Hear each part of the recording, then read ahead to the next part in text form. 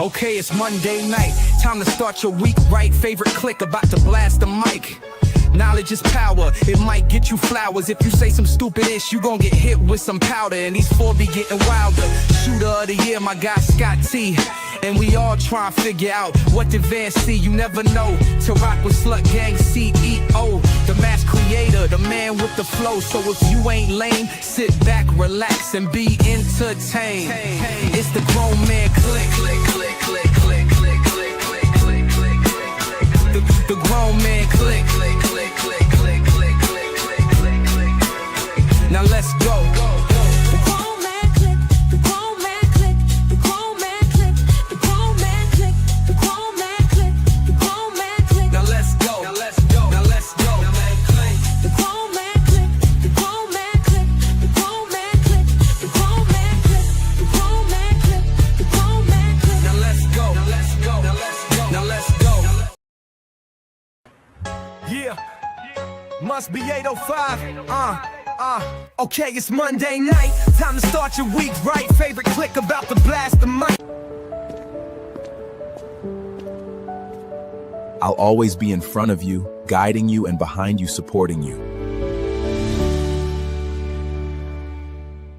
Knowledge is power, it might get you flowers. If you say some stupid ish, you gon' get hit with some powder. And these four be getting wilder. Shooter of the year, my guy Scott T. And we all trying to figure out what advance see. You never know, to rock with Slut Gang CEO. The mass creator, the man with the flow. So if you ain't lame, sit back, relax, and be entertained. It's the grown man clique.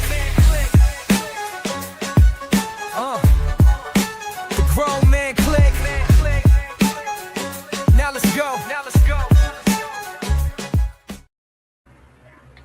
What's up, everybody? It's your boy J.I. the Mass Creator, and sitting right next to me is... It's your boy Richie in the motherfucking building. Yeah. What's up? And then on screen, we've got our boy Van Gogh. What's up, Van Gogh? What's going on, fellas? And the lady with some sense and some sensibility to the show, always coming in, the model extraordinaire, Miss J. Nicole. How you doing tonight, lady? Hey, how y'all doing? We are doing so good, and this is the Grown Man Clique podcast every Monday night live at 8:05. And as we do at the beginning of every show, before we do anything else, we toast to a good show. So pick up what you love to drink the most for the toast, and to a good show, we say clink, clink, drink, drink. Drink.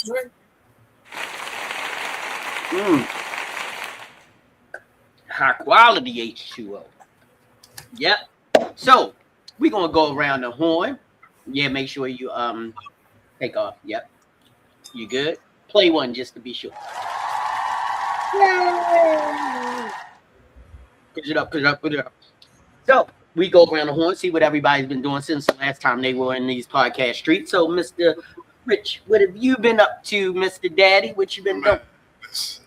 Outside of enjoying fatherhood on every aspect, I'm enjoying being right. You know, there's always a blessing of just being right, but I'm gonna get to that in flowers and powder a little later. But it's always a joy. Just know when you say something and you stand on something and it comes to fruition, whatever. Tuition is what you're going to be paying in a few more years.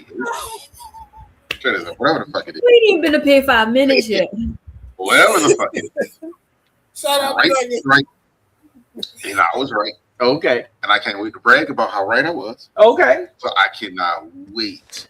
Outside of that, I thought waking up early, taking the kids to school with some shit, and I'm realizing they out. There's more shit that they home. I was like, shit, I gotta find something for them to do. I'm sitting around with fiance and shit like, you want to go to the PARK? And go, we can spell. Oh my God. Oh, man. Learning curves, but that's it for me, man. Okay, Miss J, what you been up to? Any modeling things going on? What you been doing? People trying to get me in swimsuits, and I'm like, that's not in the repertoire anymore. I I did make the cut for an upcoming show in New York in September. All right. So, just pushing these buttons and just staying in my lane, minding my business. Jay, are you still doing like fashion model gigs and stuff like that? Like runway? Yeah, that's what's New York. Okay. Yeah. I'm gonna send you something. They looking for models. It's probably late. I know, but I'm just gonna send the information. Yeah. And then Yeah. do whatever. Yep. That's it. And of course, let's welcome to the stage the sophisticated Grizzly, the man about town, resident sommelier, Mr. Pedro Barrington III. What's up, man? What's up, man? Can y'all hear me good?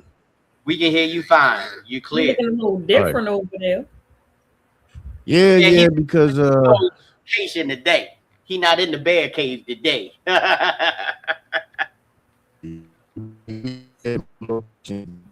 Bear. You're breaking up now, man. Yeah. Well, when he comes back, we'll get the update. Van Gogh, what you been up to, bro? Oh, just a couple of different things. Recovering from twisting my ankle. Mm-hmm. It's going away. It's still got a little bit of pain to it, but nothing that serious. My sister up in Boston just celebrated her birthday, so I sent her a little shout out. Okay, cool. Happy birthday, sis. Did you send her any tea? Huh? Nothing. Don't worry about it. Amish? Boston. Oh. I thought Boston tea, and I was like, it came to my mind, and I'm like, but why would he send her? She's in Boston. Okay. Yeah, and then my aunt, she's actually taking both of her boats out next weekend for her final retirement. Oh, okay. As a school teacher. Congratulations to her. How many years she got? 52 years. God damn. Dealing with them little badass rats. What grade she? Crazy. Yeah. Respecter of town. Absolutely. Yeah, so she's got 52 years of teaching in all the places, believe it or not, between DC and PG County Public Schools. Oh, Lord Jesus. I have experience with both of them. We can tell you anything north of south of Bowie, you got your hands full. Yep. I always drove myself for a reason. And let's welcome our Big Daddy Syndicate CEO, Mr. Vicissitude in the house. What's up, man? What's up, bro? All right, now that we got you back, Grizz, why don't you tell us what you've been up to in these podcast streets since the last time we seen you? Well, right now the Grizzly studio is being renovated because our neighbors upstairs are jackasses, and the ceiling has a big hole in it from his water heater leaking, and it was right over top of my fragrances and my desk and my equipment and all of that type of stuff. So, snap. Yeah, so nothing got damaged outside of the ceiling. The fragrances I was able to move those in time, got my desk and everything out of the way in time. So right now we're just waiting for the restoration company to come in and dry out the ceiling and then put up the drywall and all of the stuff to put back in the insulation. And I will be restacking the shelves. I wish I could show you guys what the shelves look like right now, because they're bare bones. Matter of fact, JB saw it earlier. They are bare bone. My Grizz, if you need somewhere safe to keep your colognes while they yeah, you see him. You see him right here, though. You see him right there. I'm opening up my home for you, man. No, we good, bro. I appreciate you. I appreciate that, but I appreciate it, brother. But no, we good. So yeah. What's up to the Peanut Gallery? All our commenters in the house. I see y'all over there. All right. And I guess that goes over to Mr. John. What you been up to, man? I know you always traveling up and down the highways and byways getting to them gigs. So what's up with you, man? Where you been? What you been doing? Not much, just out here being some hose daddy, Figure to be proper for the theme of the show today. Yeah. Well, we weren't talking about that kind of daddy, but if that's the daddy you are, that's the daddy you will be. Well, It's either that or I'm a cat dad. I don't know if you want to talk about crazy cat dad. I'm just saying.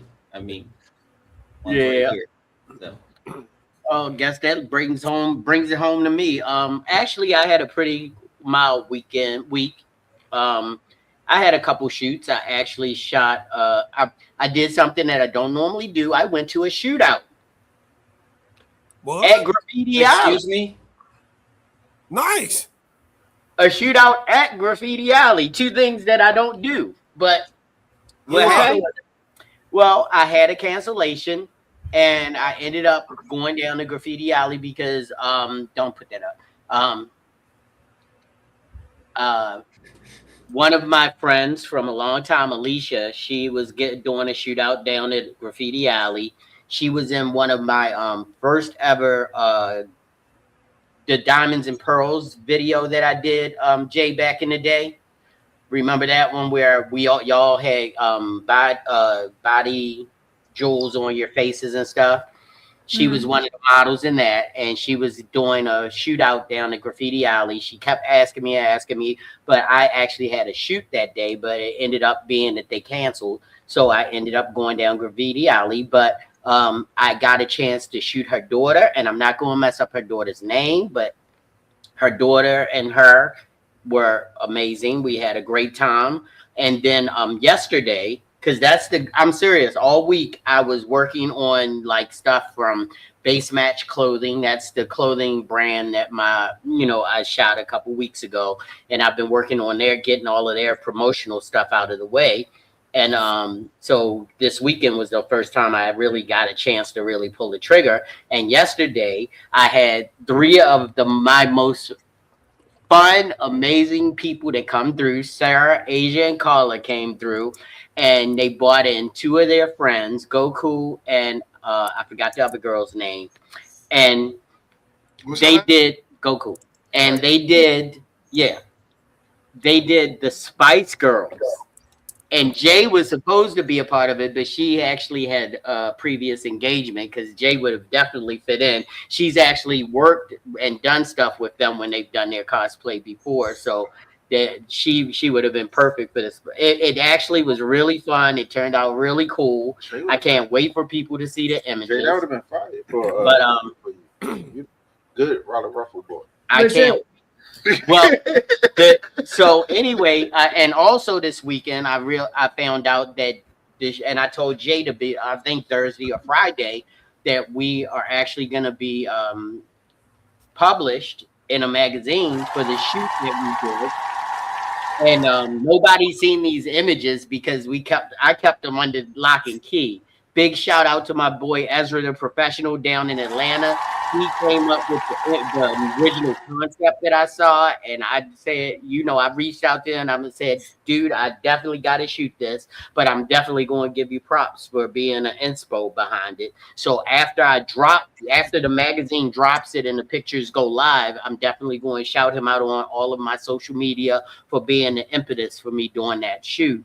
But they got picked up by a magazine, and I found out I was picked up by 4 additional magazines this weekend.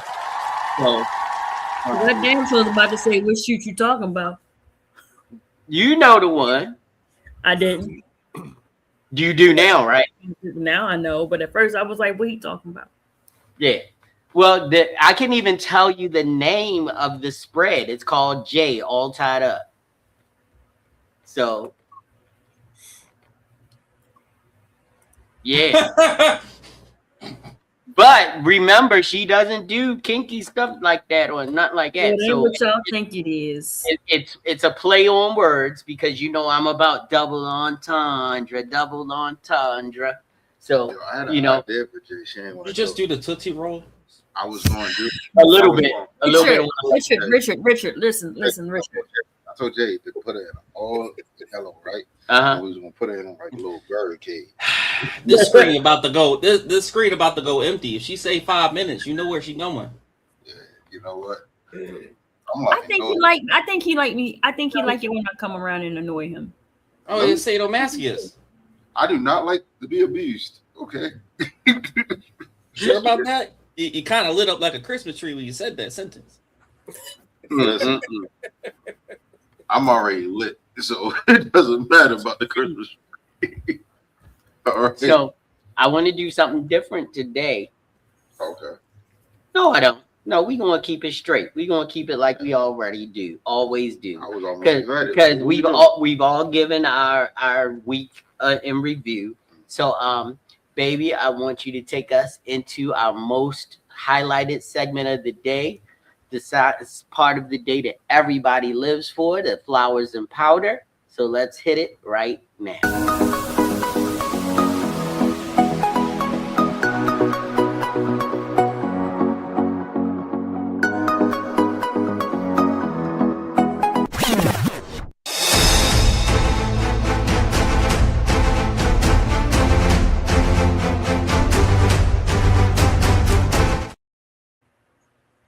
That's right, everybody. It's time for Flowers and Powder. And if you're new to the show, true to the show, or you just don't know what to do with the show, we're going to take it over to Van Gogh, and Van Gogh's going to let you know what Flowers and Powder is all about. So, Flowers and Powder is the segment of the show we do each week. If somebody's done something nice for you, you can virtually send them flowers or a shout out or some kind of token of appreciation or something like that.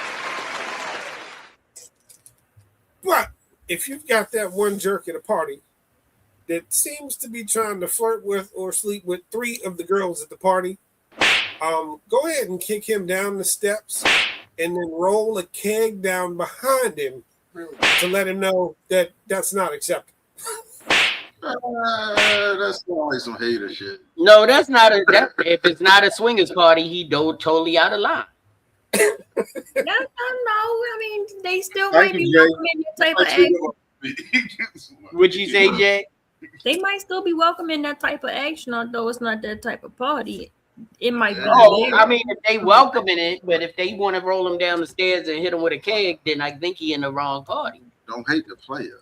Hate the game. Mm-hmm. Well, in that case, you can kind of hate both because it wasn't that type of party and it wasn't that type of game either. Damn. All right. So as we do in this segment, we ask you if you have some flowers or powder that you would like to disseminate, wave that church finger in the air, and we will get to you. But at the end, we're gonna wrap it up with Mr. Vicissitude. And Grizz got beat out this week. You actually won short. We gotta go to Rich. Rich hand is up twirling in the air. Hey, let's talk about it. Listen, I want to give power to the people who does not understand. I don't care if it's male, female, dogs, cats, hoochie, trans. I don't give a fuck who I'm talking to right now. When someone who has vision speaks, shut the fuck up. Listen, okay? I had vision. I had such vision that I told motherfuckers Knicks in 5. Okay?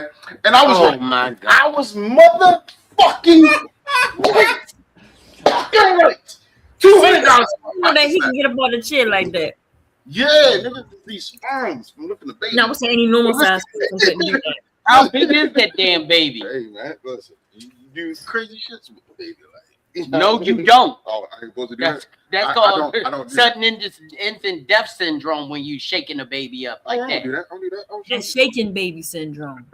Listen, back to me being right. I mean, there's a reason why Rich is the way he is. So Being Give me right. flowers. Somebody should Yeah, Nick just had people arguing with me like, no, this ain't gonna be a sweep. Like, nah, nigga, y'all not watching basketball. Clearly, it's not gonna be a goddamn sweep. They was like, no, it's gonna be Knicks in 6. I'm like, nah, nigga, y'all not watching basketball because you got. So how that FanDuel account looking? I ain't got FanDuel. It was niggas in my job, nigga. Now I got to press up on niggas. Now that's the fun part. That's the fun part. I feel you in. on that shit next week. I forget on next week. But sure, just know if y'all watching, a nigga's coming for you.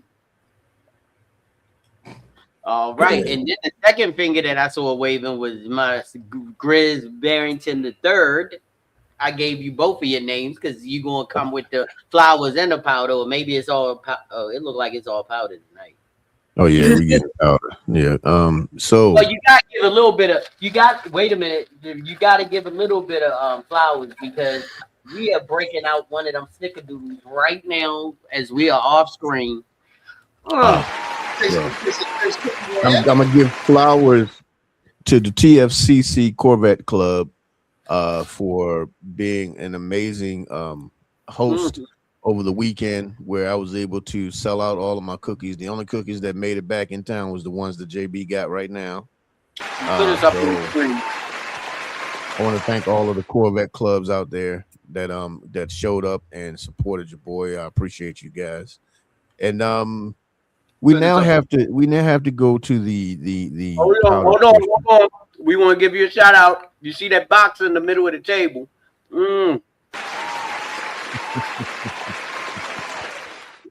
Delicious. You shit's good, man. Thank you, man. All right, you go back and grill. So now we go with the powder. So this is a multi powder tonight. First of all, first powder. I love supporting Black-owned businesses until the Black folk don't show up. Now, when we reach out to you, we reach around so many other folks that we could have called, so many folks who would have shown up, and then you decided to just no call, no show. This is not one. This is two people at this. So powder for those. I'm not going to put their names out on blast because I don't. That also gives shine, and I'm not giving shine. But I'm also going to give a powder to some of the worst neighbors to try to blame the people whose ceiling you destroyed. You tried to blame it on our hot water heater. How does my hot water heater on the ground level of my house matriculate its way through my ceiling? I would love to know how that kind of gravity works, sir. And you are a home renovation specialist, which means I should never, ever go anywhere near a home that you built, because this is the second time that the hot water heater you put in. You put your own hot water heater in, and this is the second time you have flooded this place with your shoddy work. So yeah. And here's the thing: not one time have anybody came with an apology or anything like that. Just trying to shift the blame, as they usually always do. Them folk.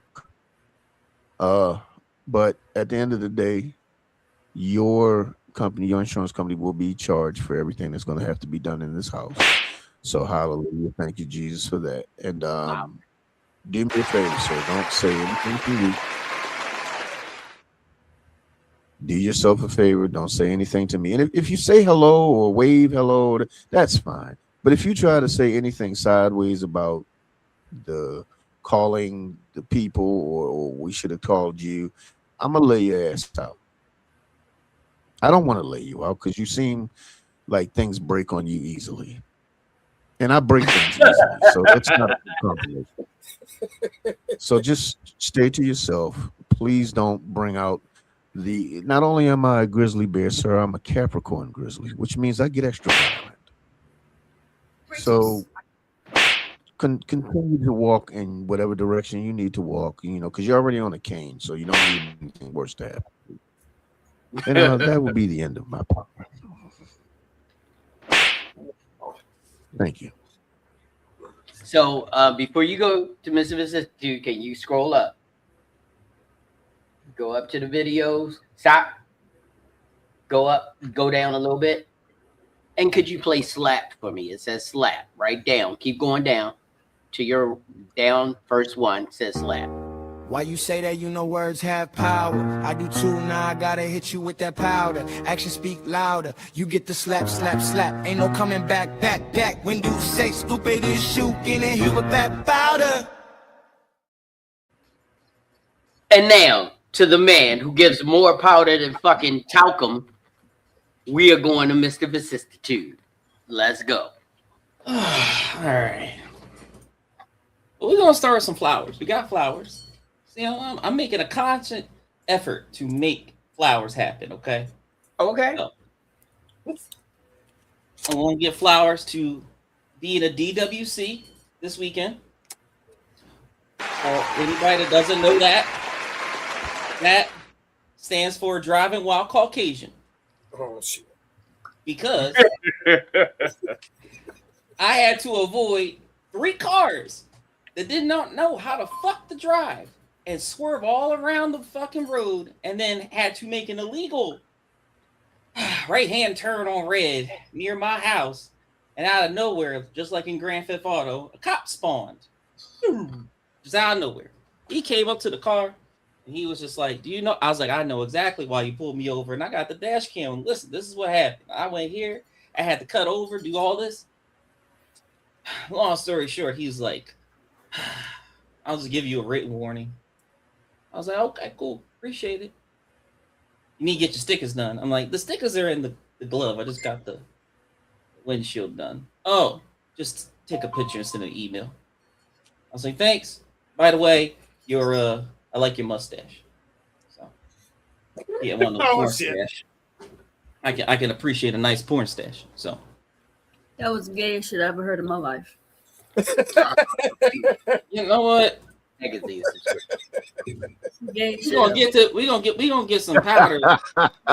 We'll serve around with some powder with that. Don't say it with a straight face, by the way. I like your mustache. I didn't say I like your mustache. I was like, it's a nice mustache. Listen, I Nice can appreciate people's groomings. Okay, why can I not appreciate your grooming efforts? Shout out to around and be like, hey, I smell good. You know the fuck? We insecure? Okay. That's like me saying, hey, girl, who did your waxing? It's T. I mean, it's T. I'm fucking not. It depends on how he said it. His Right. cheeks turn red and he lick his lips and say, I like your mustache. Right, I didn't say all that. I just like he was like he's like, you know, you good, be safe out here, make sure you take care of your passengers, because I had other techs in the car with me, and I said, no problem, you be safe as well. By the way, I like the mustache. That's how I said it. Now if that's gay, well, it's Pride Month. Shit, I'm happy for once in my life. Let's give some flowers to Pride Month. Let's give some flowers to Pride Month. So, God damn it! I also got in our industry, we work with a lot of LGBTQ pluses. Yep. That's just part of our industry, and I don't have any problem with it. June is men's mental health. It's also Men's Mental Health Month. True. Yeah. So, But that's going to be next week's show, because next week's show is going to have a different tone than any show we ever gave. But that's next week's show, and it's for a reason. So we got flowers. Well, I got flowers for weathered leather banker hose. Give them a flowers. And one in particular, I want to say Let's decompress. Weathered leather banker hose. Yes. So let's just let me recap real fast. While I was sitting, on one of my mini escapades going through my new, my current client, Titty Bank. We'll say it that fast. You'll know. You can put it two and two together. No more pretty nice Gucci. I happened to be stopped dead in my tracks and saw a very highly attractive older woman who happened to be a regional manager. I ain't gonna say her name because she'll probably kill me. Trying to get some loans and mortgages out of her eventually. But yeah, we went out. Yeah. We ended up going out a couple days after I met her, and it was very interesting. It was fun. It was great. That's all I'm saying. It was a great time. I was out all fucking weekend. I ain't take nobody's calls. You can put you can have go at your imagination's content with the rest with that. So No, yeah, thank you. I like the older folks.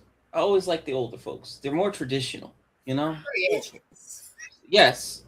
You know, they're more traditional. They get it. They understand. You can court them. You can pick them up. They understand why you walk on the outer part of the sidewalk. Don't look at you fucking crazy. You know, it's fun. It's nice. You nice. You They know, fix you breakfast in the morning and they goddamn stockings roll down to their knees. You apparently have a vivid imagination already, brother, because that's what happened on Saturday morning or Sunday morning. But I gotta ask you because we got this will tell you how old she was. Did she give you bacon or scrapple? she had bacon. She did not have scrapple, unfortunately. So she was only 60 plus, 60 minus. She wasn't over 60. Correct. Yes. Yeah. Yo, chill, because I got scrapple in my refrigerator and I'm not. Oh, no. I'm making my scrapple in the morning. Yeah. No, hold on. No, that's a sign when after sex sign. If they fix you scrapple after sex, they're older. That makes them a little bit older. If they give you that bacon, it better be bacon. Wait a minute, or slab bacon. All right. Did she have a I was. What? She said, "Ooh, baby, my hip." No, not that old. No, she wasn't. To get the Ben Gay. So, like the other one Yeah, did. Welcome John to the stage. John is here. What's up, What's John? up? What's up, everybody? You know, there was no anal play of any kind like that with hands or puppets and nothing like that. It was kind of normal, you know. But she's, this is where we're going to transition to powder. Though. We're going to transition to powder. All right. So, all right. Okay. Before you do, I just got one question. Because damn it. What nursing home she live at? Apparently, listen. If people that are the regional branch managers of TD Bank can be at a nursing home, then this world's more fucked than I thought. Some of that granny poon. Y'all can hate it all you want. I'd rather deal with that than some young hoe that don't know her head from her ass. Hey, did she take her dentures out? Sadly, I was very upset that she did not have that. I was hoping she had. You were trying to get the velveteen rub. Yes. When I'll tell you this part of this story. When I met her, I was on the phone with Jay. I was like, ooh, just like Jay does when she looks at cake. And basically was like, don't do me like that. Do not do me like that. And then I saw her teeth and they were like perfect pearly whites. I'm like, I'm hoping, Jay, that she can take them out. I'm hoping. No, she had implants that are actually in. So I was like, damn. She got permanent implants. Yeah, permanent implants. But that's okay. She's still no velveteen rub that night. That's okay. That's okay. Don't give people names out. No. Anyway, that transitions to my powder. So my first powder is not towards at that particular woman, but in general, women that don't like green flags. You get everything you want. You get everything you want. Guy comes by, checks off all your boxes in your head. The same shit you be talking about 52 Sundays a year when you go to brunch with the girlfriends. He does everything you want.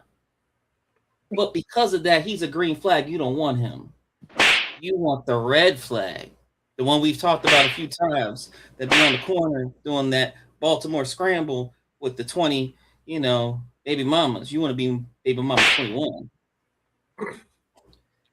That's gotta stop. That's gotta stop. Not seeing like that because y'all got the same motherfuckers up there too. Don't do us like that. Listen, Baltimore Scramble sound cooler than Zombieland, but Zombieland too. Bath salts, all that shit. Yeah, up here. Yep. Yeah. Listen, your foolishness. We out enough. So to circle back to something that was just said. No. Prior. No. Friends should not be checking friends' asses out. I'm just gonna leave it at that. I ain't saying no more. What?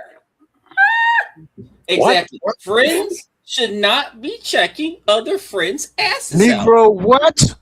Why not? Hey, wait a minute. Why not? No homo. Do you want context on this? I'll give No. you context. I don't. Yeah, please. I want zero context on this. You gotta have because it's Pride Month. You gotta have context. I was driving around and I was in the car. God forbid. Chris, you already know this story. I was driving around You in are? the car. Yes, I told you Okay. this. I was driving around in the car. And I'm looking around and I'm in Center City trying to find parking, doing loop-de-loops and shit because it's hard to find parking. And I'm driving and I look, you know how us guys do. We look at women. We're like, okay, that girl look good. Okay, maybe not this one. Maybe she got this, but not that. You know, I just looked at a girl across the street. I was like, she ain't got no ass. Out of nowhere. This fucking one over here. Talking about something. You ain't got no ass. Wait a minute. Hold on. Time out. Why are you looking at my ass? That's what I'm confused about. Well, I got eyes. Listen, I got eyes too. I am not. No. Give the context behind that. Oh, there's more. What? A bullshit? A bullshit? A bullshit. A bullshit.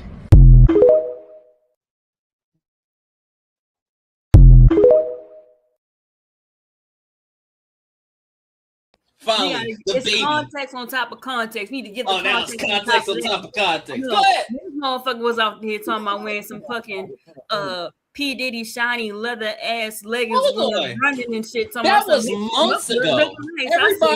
Everybody Right. here knows about my runs and how I run in spandex. Poor Right. Grizz had to drop So off the car. it just triggered me when you said that, and I was like, But once again, friends don't check out friends' asses. Why not?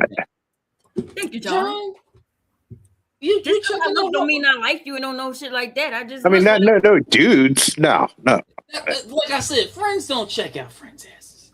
And Jay's my man's in them. Okay. So it's weird, okay? He made Now, it a John, point to if you say, want your ass checked out by right, that, you my okay leg. with compliments? So when I seen him, just I say said, I don't want my ass checked out by no dudes. I'm not a dude. No, me. You got it right now. You got husky as fuck there. All right, dude. I done put my mans on with a couple of my homegirls and describing them. I do go be like, oh yeah, she got a nice ass. Like, Well, I don't look at it. Sheila, you were there. Ladies in the peanut gallery, if you're listening, please verify this. The same way men look at us and think things, we look at y'all and think the same things. Oh, I know. Yes, we look at y'all booties. Yeah, but damn. So you looked at Jerry's ass? My question. I should not want to know this. You looked at Grizz's butt? Hey, man, don't put me in this. They look at your ass more than once. What she said she's looked at everybody's ass on this call. I shouldn't say everybody. No, God! No, God, please, no! No! No!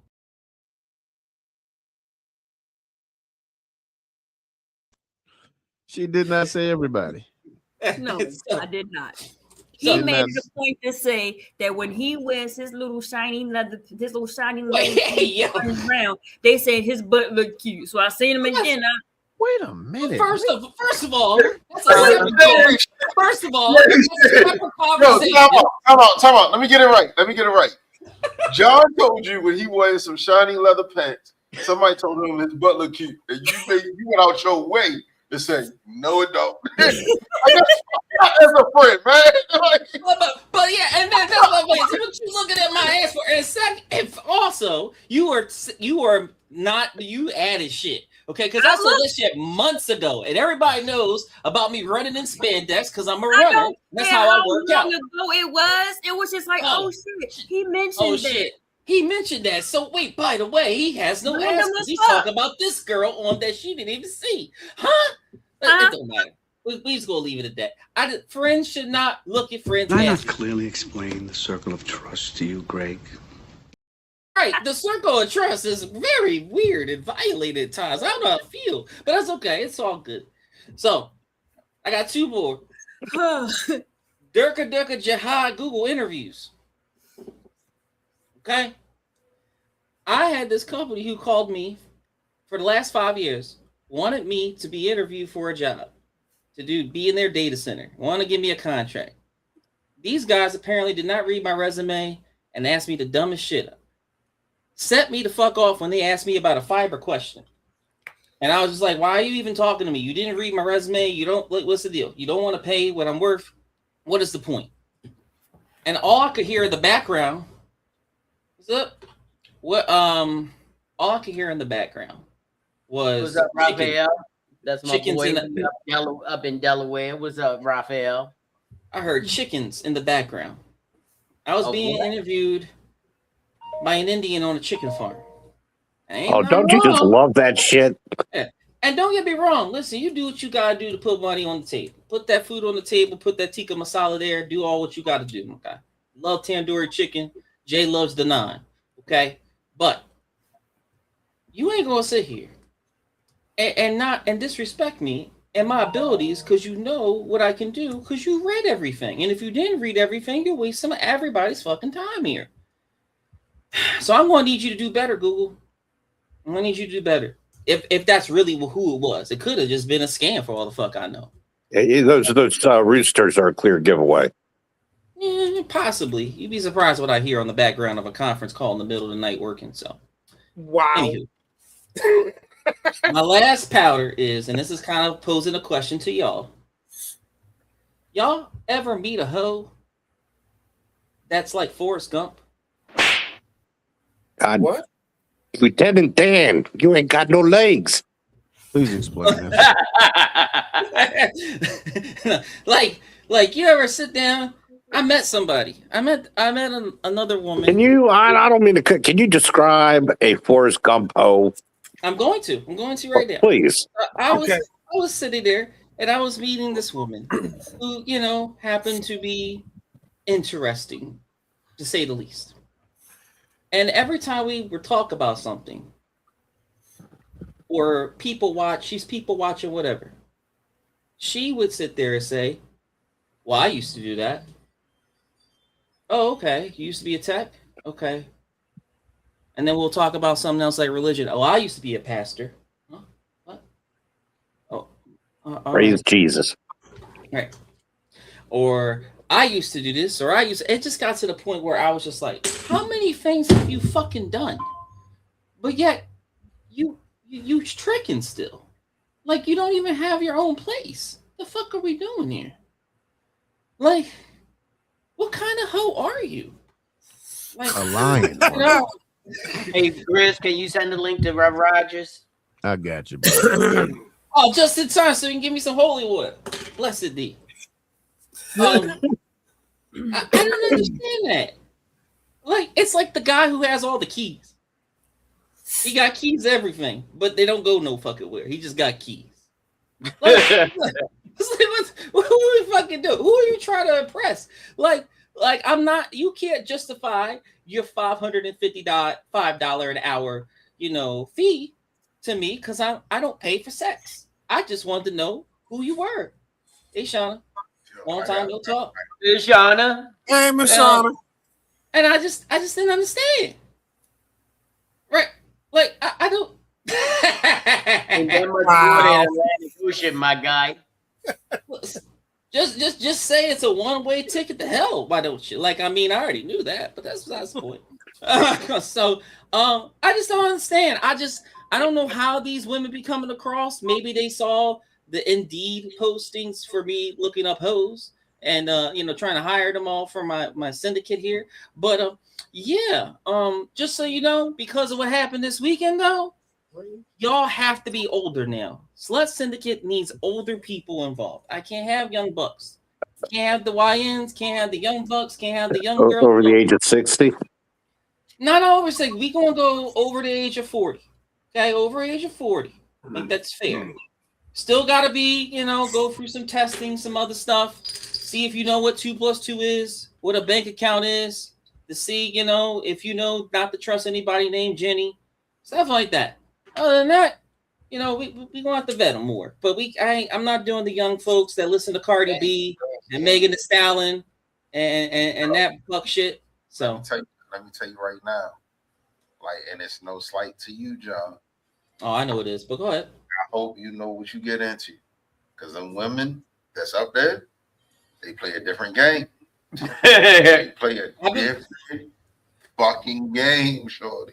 I'm letting you know from experience, nigga. I almost You ain't getting them drunk. Yeah, nigga. I don't want them to get drunk. It's not even about drunk. Listen. You ain't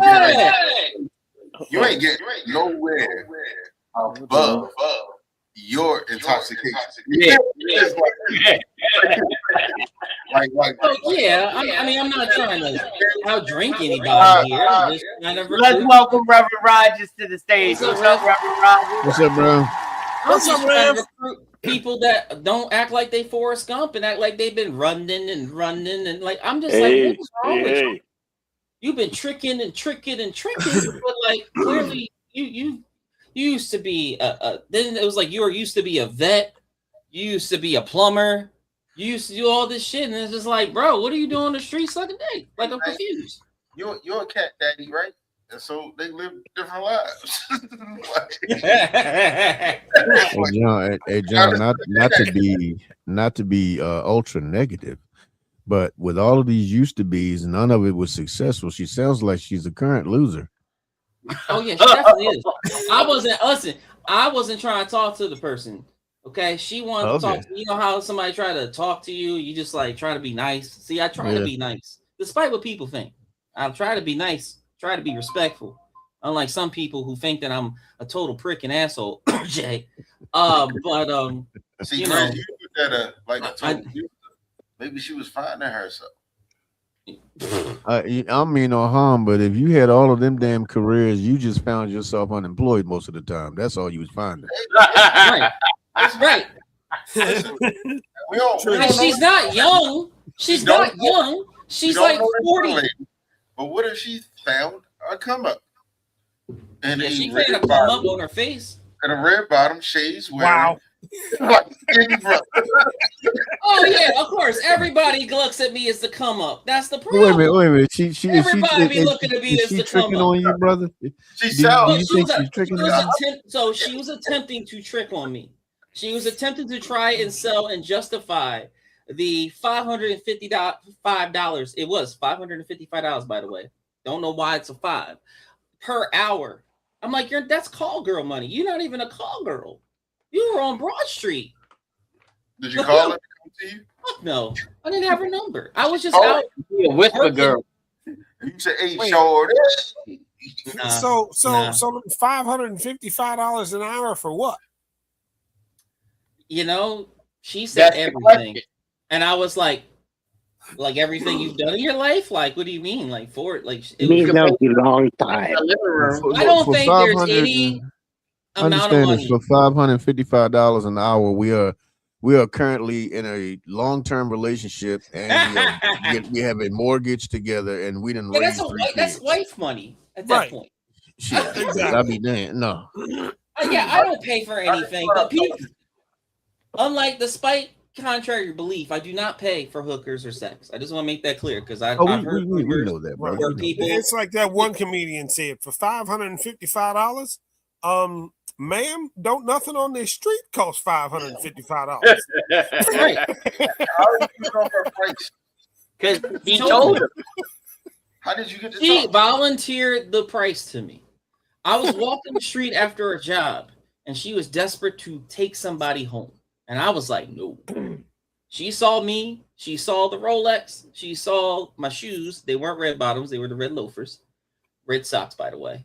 And that's what. And she just wanted. Huh? That was a crackhead that just tried to swindle your ass.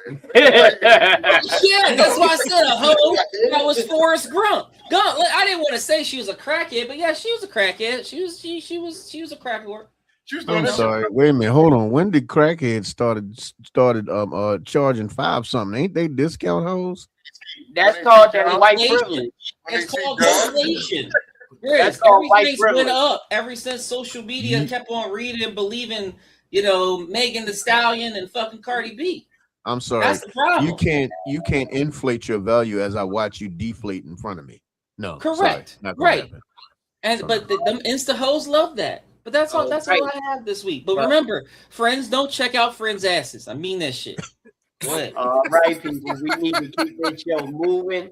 And as you know, this coming up weekend is Father's Day weekend. So that's why coming up. This guy forgot already. Yeah. Well, he's new. He's new to the game. I don't forget. I need my one time, my socks. I need them. So one time. But anyway, what I want to do is I want to go to our question of the day next because it ties right into the subject. So let's hit it.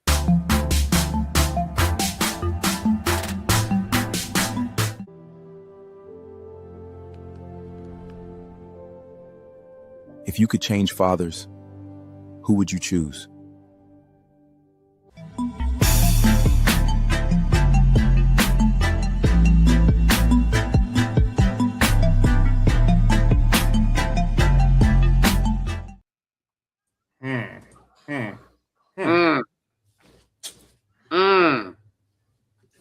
I wouldn't. I don't think I would. Oh, I would. Really wouldn't. I would. You know who I would choose over my father? Who? God. He's always been your father, though. Man, God. That's sort of a misnomer. He's always been your father. You know how dope it is to be God's son? Like, the one. Well, it didn't work out that well for his first kid. Just saying. Wait a minute now. Hold on. I didn't understand. I was just like, whoa, what is going to happen? Hey, man. Wait a minute, man. I was about to say that. Right. Like that's, it might be dope. You live forever. You live forever. In our hearts and minds and souls, yes, I guess.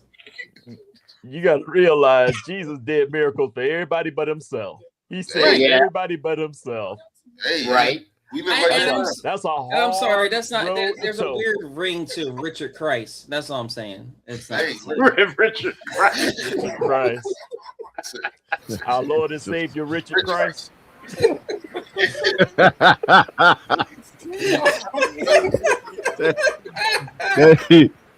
Well, that just sound like he about to smoke a. You know what? That sound like he about to smoke a pack of Pall Malls after he preach. What? So the reason why I picked this question is because everybody has these different relationships with their dad, but a lot of times the relationships that you have form who you are as a human being, be it good, be it bad, whatever you've experienced has made you who you are today. So if there could have been a change, if there could have been someone who was more influential to who you are today than your father, would you have chosen them as to be your father? No,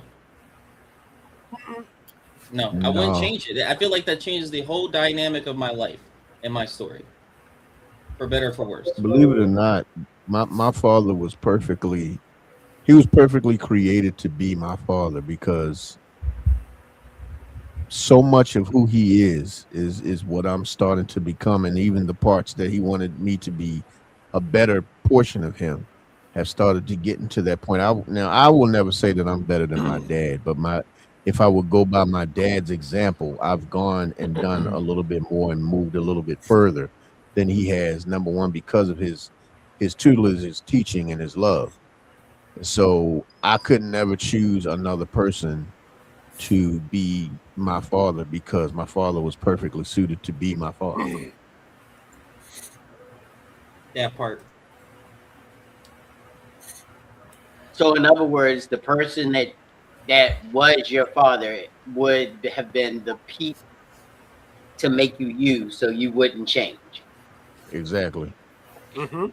So now, y'all know I have never ever put this man on our podcast ever, but I've got a video for y'all because this has been one of the most introspective times when I put together a podcast. Like putting together this dad's podcast was really emotional for me.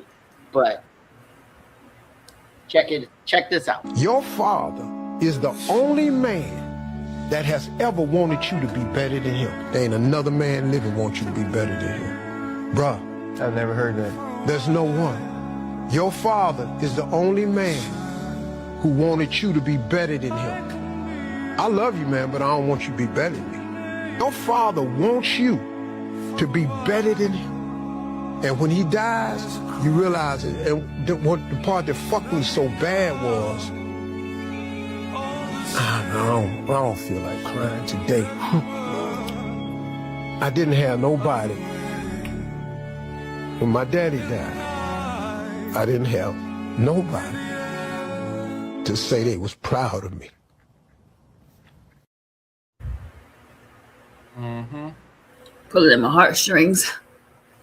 You cutting onions over there, Jay? This show is the hardest shit that I ever put together. Yeah. I'm going through so many different videos and looking at so many different testimonials and everything about fatherhood and you know, coming up on Father's Day. You know, I lost my father over 10 years ago, but you know, that was a different relationship. And, you know, we've all had different types of relationships with our dads. Well, I had a 20-year gap between me and my father's relationship, because when I was about 12 is when he and my mother broke up, and he was in the house with us up until that point. And that was also the point where my brother graduated and he was getting out of the house. So I was the only person who wasn't reared totally by their father in my household. Like, my father was there for all of my brothers and sisters. I have 5 brothers and sisters. And at 12, that was the time that he chose to leave. And I'm like, why not? Why me? Why didn't I get this? Because even my brothers and sisters, when we sit down and talk, we have a totally different idea of our dads and their same dad. Because what they saw, I never got to see. What they were reared by, I wasn't reared as. What they experienced wasn't my experience. And it took till I was in my 20s, right, Sheila? Well, it was late 20s when I finally reconnected with my dad. Yeah. But this is the key. The reconnection of me to my dad progressed to the reconnection of Sheila with her dad. Because I didn't want her to go through what I went through the same way, which was difficult for me. So, but in our reconnection, I found out he always wanted me to be better than him. He may not have he wasn't there to always show it, but he definitely wanted me to be better than him. He saw my brother as better than him, but he never was an integral part of watching the maturation of me being better than him. So, you know, it's a tough road when you're a dad. It's a real tough road. Yeah. So, yeah. Who's got something else to add? No, I think my dad, I remember some of the words that he said to me. He said, ain't no such thing as a perfect man, but there's always such thing as a better man. And that's what I need you to be. He said, I need you to look at the mistakes that I made and don't become the mistake that I made. I need you to be the best version of what I put out into this world, because the best thing that a man can put into this world is a better man. It's not the accolades. It's not the money he makes. It's not how many cars he drives. It's not how many women he's been with. He said the best thing another man can put into this world is a better man and a respectful woman. He said, if you put those two things into the world, then you did your job as a father. My father told me something similar, honestly. And because he wasn't, I got to know my father more in my adult life, honestly, than in my childhood. But I remember picking me up one time.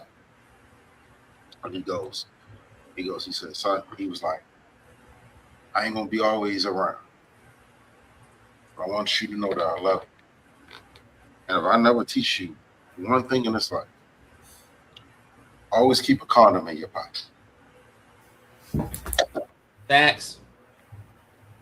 Yeah. Now we see where you get it from, Richard. Yeah. Yeah, we ain't ever gonna get 100% from him. There's always gonna be an underlying current with him. My dad was a little bit. But the one time you didn't keep a condom in your pocket, you actually met the person that you want to marry. No. My dad was a little bit different. My dad was one of those. Hold on for a minute, Van. Do you mind if I put up the picture of your father? Okay. Can you go up the photo, Sheila? Go up. You got the picture of my father? And right there, just right that. And here's Van's dad. That's Van. And you can tell that's Van's dad. That's Van.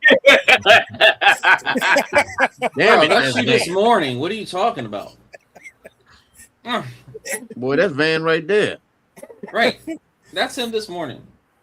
And wait a minute. Of course, I talked about my dad. So can you put up the picture of my dad? Oh, we were supposed to send pictures of dads or something? You can. Oh. So that's my dad. That's JTB, James Theodore Brown. That's my father. And of course, you can see it all day. Can't escape it. The only thing is, I don't know how it's hair Put it black. up again. Put it back up. Let me see. Oh yeah. Yeah, that's your father, definitely. Yeah, I look just like y'all pops. I feel like I don't look shit like mom.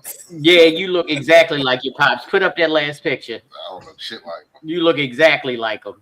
Oh, come on, bro. Is that AI? Really, y'all play too much. You're gonna try to use AI to be like, this my father. Come on, man. What? Yeah. You know he did that. You know he did that. And I was like, know, that's what I said. That AI, really? Yeah. But, so my dad, he was the guy that he would tell you bits and pieces of a story to make you do better, and then you would find out the truth later on. Right. What I mean by that is that when I first went into the military, my dad was like, well, I was in the military. I was in Vietnam, yada, yada, blah, blah, blah, blah, blah, blah. I was like, okay, cool. I just sent it to your messenger, Jerry. So when I got retired early at 16 years, I'm like, damn, dad retired. I didn't get to retire like that. I didn't get my whole 20 because I was retired early. I still got all my benefits and everything. So then I was talking to my mom about it. And my mom goes, well, what are you talking about? I was like, well, I was trying to catch dad with, being in the military and retiring from the military. My mom was like, no, that's not how that went down. I was like, what do you mean? Wasn't dad in the military?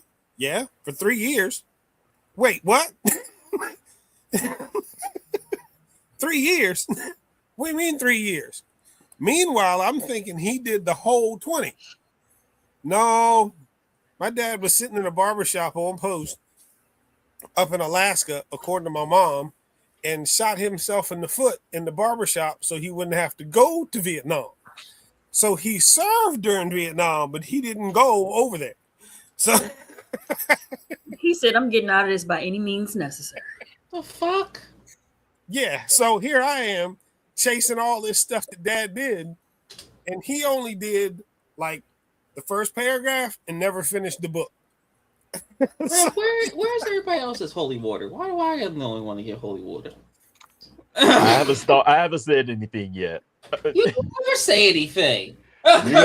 I'm coming around the corner. I'll be there in a minute. Oh, mine's not bad. So my dad We would do didn't get stuff like to that. do we didn't get to have those conversations because he was unfortunately taken away from me at a young age. So, but I could break your engine down. Yeah. He taught me that. I could change your brakes. And now the funny Leave thing me is, to your car. Jerry, Jerry, I think I sent it to you. Look. I was joking. I sent you mine, Jerry. That was a AI picture. That was not my father. We know. And my mother says she's sending me a picture of my father. All right, now. Yeah, because I know what my father actually looked like. I know because you've been around your father. You just said you didn't have a picture of him. Yeah, I didn't, but she's sending me one. I sent it to you. Jerry, did you get the picture of my mom, right? Yeah, but I can't show that today because it's Father's Day. Well, we gotta we got to show love to the dads, man. Yeah, people always say that I look like my dad until they see my mom, and then they're like, "Wait." Yeah, you do have characteristics of your mom, but that I don't want to. I'm sorry, we have all these. We're gonna have to hold off on that one. Yeah, but so Jay just talked about her dad. I'm gonna put her dad's picture up, and y'all gonna be shocked and truly amazed because I know I've seen this picture before, so I know this is Jay's dad. It's the same pose. Same face. Same everything. Yeah, dang. Jay, you look like a nigga. I've been saying that since day one, but no one listens to John. Listen, that's why all the little biddies was on him. That's why my mother was just like, "Oh no, that's me." So I want to show Grizz's dad because Grizz already talked about his dad, and then we're gonna go to Reverend Rogers so he can talk about his dad because he sent a picture of his dad. Yeah, I don't look shit like my dad. Yep, that's Grizz's dad. Wow. Yep. So the picture I sent of my dad is his profile picture. That's Pops right there. On Facebook. Yeah, he sharp as a broke dick dog on that picture. You can't use no new terms when you talk about that picture. No. He sharp it in the like look like he smell good. Alcohol. Right. You gotta use them old terms. Trust me. What was the other one? Came from Clean him. as the Board of Health. This is some of the stuff that came from him. Like this here, yeah. It looked that like Jacquard he smelled Noir, good. he had that on lock. Yo, no, it's Now, when y'all you see send it to mine- my Facebook page. Yeah, when y'all see mine, I don't really look like my brother. Like, it is what it is. Oh yeah, you do. I see you. I see you and your father. That's the beautiful thing about. That's the beautiful thing about people.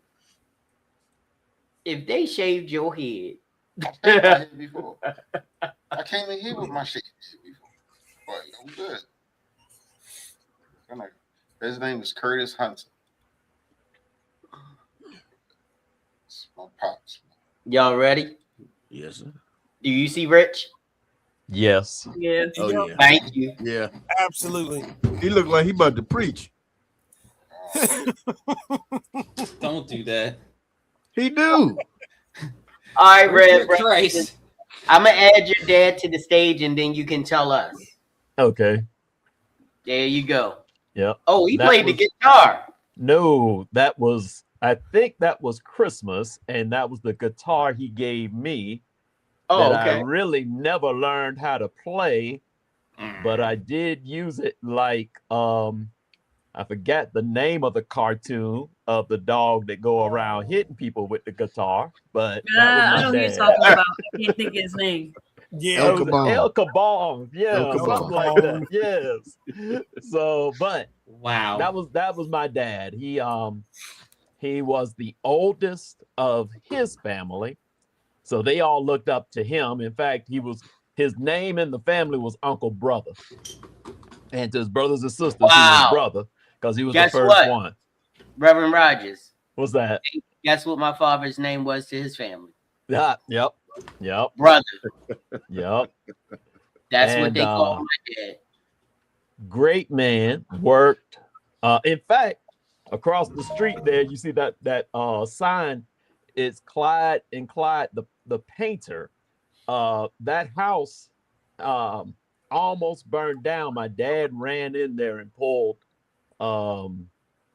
the guy's wife out. It's just my dad was just amazing, man. He he didn't have to talk because you see how big he was. But when he said what he said, it was over with. But the kindest, calmest guy you would know. And he passed away. He had emphysema, so he had to go on disability and everything later on. He passed away at 57. Last year I turned 57, so I was tripping all last year. Yeah. And so making it a year past the longest he lived. But he passed away when I was 19. And it's crazy. I told you guys I went to Morehouse. Went there with a whole lot of possibility and everything. Had a couple of bad run-ins and came home.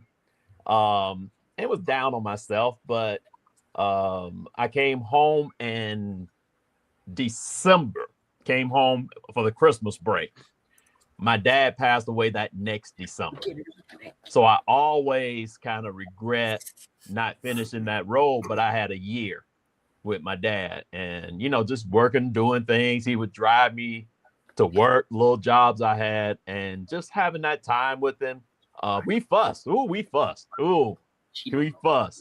But when I did come home from the Marines after my freshman year of college, and he picked me up from the bus station, the look on his face to see his baby boy, because, I was the smarty art Negro of the family. My two brothers, they played football, and I was in the band. I was drum major until I got kicked off for hazing. But I was that dude. And to see him when I stepped out that bus station and saw him, and I think he had to look twice to figure out who I was in my uniform. But man, he didn't give a lot of advice, didn't say a lot of stuff, but he set an example. My aunt, I don't know where she is in the family, but she got divorced, and I ain't find out till my dad had passed years and years. But he would basically take care of them, take food over there, do everything. And I was like, I didn't know that, all the different stuff.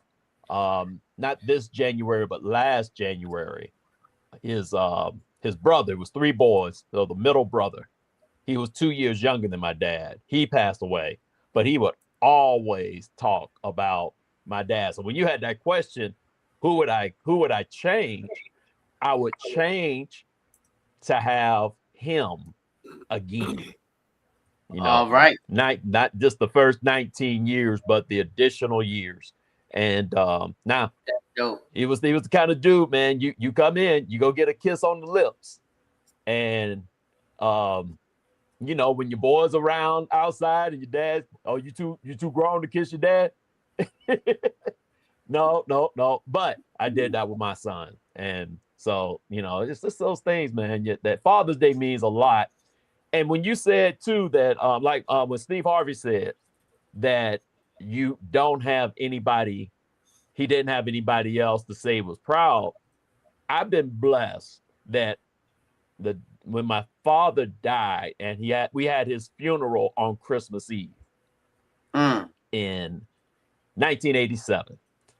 My uncle, his brother, looked just like him, big too. He came to the house after the funeral, after everything. I was at the house. He came, he said, "Tommy, come on, get a bag."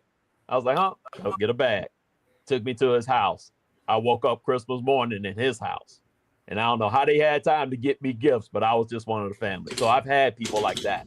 And my pastor who baptized me, married me, baptized my 2 kids, licensed me to preach, ordained me to preach. He's still preaching, and he is another father in the ministry. So I've been blessed to have good, strong men role models. Yeah. You said you had somebody that told you to go get a bag? Yeah, the my bag uncle, so he that he yeah, can get bring his gifts. the pack a bag to come to the house. Yeah. You sure you're not from Baltimore? That's a different bag. You sure? That's a nickel bag. Anyway, leave him alone. Now, But all of you, hold look on, at hold on. don't say Let nothing me about say Baltimore. hi to All of let me y'all say hi to Southern. Tony Chappelle because he's in the house, and he Yo, said yo. another Marine is in the house, sir. So Hey, Tony. shout out to the Marines, Tony Chappelle. Keep it going, keep the show moving. Only because there's a lot more to unpack. And one thing that I know about being a dad and being a father is that this isn't a choice, it's an assignment. And let's go to the video. Fathers out there, your children is your assignment. They're your assignment. They were gifted to you by God, right? For you to steward their life while here on earth. That's the reality of what we're talking about. Let's just get down to what it is. And what you do or don't do will impact their destiny and their purpose. 100%.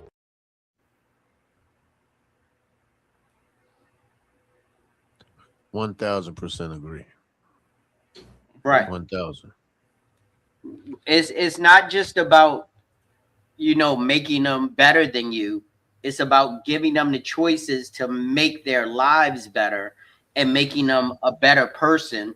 Because at the end of the day, just like God, because you know we're all 98% of us on this stage that I know about. I can't talk about everybody are believers, but He gave us choice. We have free will.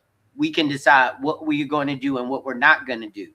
But raising your children to make those same kind of decisions that were given to you and laid out before you as a plan is something that makes them stronger and shows you as the man of the house or as the figurehead, as the person who's going to guide those kids the right way. I'm blessed. I've never been to the police station, never been to my front door with a police officer holding my kid in his hands. I've never had to go to the morgue. I've never had to experience some of the traumatic things that even some of my friends have. I've never sat in a courthouse. And the one thing that I did was I always gave my kids choices. I told them what I wanted them to do, but it was still up to them to decide if they wanted to follow that path or go another way. So you are a steward, just like I'm a steward over my relationship with my wife. If I don't produce and perform and do the things that I'm supposed to do as a father, as a husband, to make sure that I'm guiding everybody down this lane of life that God gave me the right way, I may not be sitting here right now saying the same things that I'm saying now because we've all made choices. And those choices could get one or the other way, and your life could be totally different. Yep. I could be sitting here, a divorced man of 37 years instead of married 38. It's all in how you steward and how you look at what you were given and making the right choices to make it right. Grizz has raised an amazing young man. You're about to raise an amazing young men. Well, you are raising two, and this is your first shot at fatherhood. Even though you have two kids, I'm just talking about, I got you. You got an RMF. We know that. Ready Made Family. Party 5. Yeah, you got RMF. But the whole idea is that feeling the energy from becoming a father, you will become the father of the other two by how you raise him. It's all in the choices that you make to get him to the finish line. There is no finish line, by the way. I want to let you know. 18, you could throw them out your house, but guess what? Your checkbook will follow them where they go. I thought that's what got humble. Yeah. Why you stay away from that infinite mortgage? I held my son in my arm, and I say, "Thank you, baby. You made me a father." And my oldest daughter looks at me like, "Nigga, you was already a father." I was like, "Oh yeah." And she was like, "You forgot about me already?" I was like, "Nah, never, ever." like I had to switch back, and I was like, "Shit." I mean, I've never experienced that, and that's why and if I disrespected anybody in their family by saying what I said, I'm sorry, because I never experienced that. Like I've never had to take on the responsibility of a family before I had my first child, as biblically had my first child. So it's like I know that you were a father to the other two children before your child came to be. Absolutely. That you helped birth, because your Jasmine did all the work. You just was like, I'm the daddy. You was like Bernie Mac. I the pappy. I did a lot of nothing. You did a lot of nothing. That's right. Nothing. You I'm did not a lot sure of that's the nothing. word he was using. Pappy. Nothing. Every week Yeah, he was we- saying we something know. different. A lot of something else. I'm talking But anyway, I mean, Me how that- do y'all feel about that? About being that you are on an assignment? Oh, I agree with it 100%. That's why I don't have children. Yeah. I Hey, why? I take on the mantle with pride. Yes, it is. You know, I take it on with pride though. How you talk to the bitches you fucking. This is why you ain't got children. Wow. No, that's not true.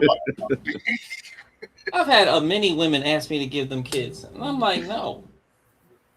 I ain't talking about in their throat. No, me neither. Wow. But no, I'm actually very proud of the assignment that I was given, because believe it or not, you're never really ready for it, because most men are still kids when they get kids. Even when you're in your 30s and you get your first kid in your 30s, you still a kid when you get a kid. So you start really realizing, like, some of the stuff I was saying yesterday, maybe I shouldn't do that in front of the kid. Richard. Or when they start saying some of the stuff, like one time in front of Caleb, I was like, well, I think I was playing a game. I was playing a video game. And I remember saying, son of a bitch. And he's in there, he's laughing, he's giggling. So I'm just thinking I'm saying it. He's laughing, it's funny or whatever. And next thing you know, he's in his room and he has his game in his room. And, once again, fathers are still big ass kids. And so he's in the room and I hear him, something happened on the game. And I hear from the other room, son of a bitch. And let me tell you something. They know. You want to talk about the hardest not try to laugh ever? Because you ain't supposed to laugh at that moment, but it was the funniest shit I've ever heard. It was the funniest thing. It's funny because you know where he got it from. Exactly. That I experienced. I'm I sitting had there that same story, different statement. I'm flirting with my fiance. Uh-huh. Crazy with the words I'm saying. And all I heard over my shoulder was, I'm standing right here. So I look and it's my daughter. I'm like, oh, shit. Yeah. You gotta temper that speech. Like, got to slow that down now. Got to slow that down. But it's like, and like I said, this was this was an assignment for me to put this show together, because I was sitting in that office and Van sending me pictures, and I'm looking for the picture that I want to use of my dad, and Rich sends me an AI picture of who his father. It was different, but the whole idea is that it's like everybody has a different truth to what their father is, and who their father is to who they are. so I want you to play that. I gotta play this one right here, because this man spoke some dimes, and I was expecting jokes, and I got dimes. You could go and run it. Your dad deals with struggles that you'll never know about because I don't want you to have to feel the burden of them. It's my job to try my best to make life easier for you so that you can go on and do way more than I ever have. It's my job to give you the opportunities to learn shit that I never knew that I could learn at this stage. But I'm going to make sure that I communicate with you differently than I was communicated with. I'm not going to let you fuck off and take advantage of the things that you have as resources at your fingertips. I'm not going to let you tell me the things that you think you should do because you feel, when I know right now at this stage in your life what's best for you. That's my format of parenting, and it doesn't mean that it's the same for others. But for the man that I am, I know the type of man that I want my kids to be based off of what my outcome was and is. And I think that if I correctly position them to simply understand, in your older age, you make whatever decisions you want. I'm your father. I'm going to love you regardless. Has no care or worry to me. I want to know that I did my job for what I was supposed to control.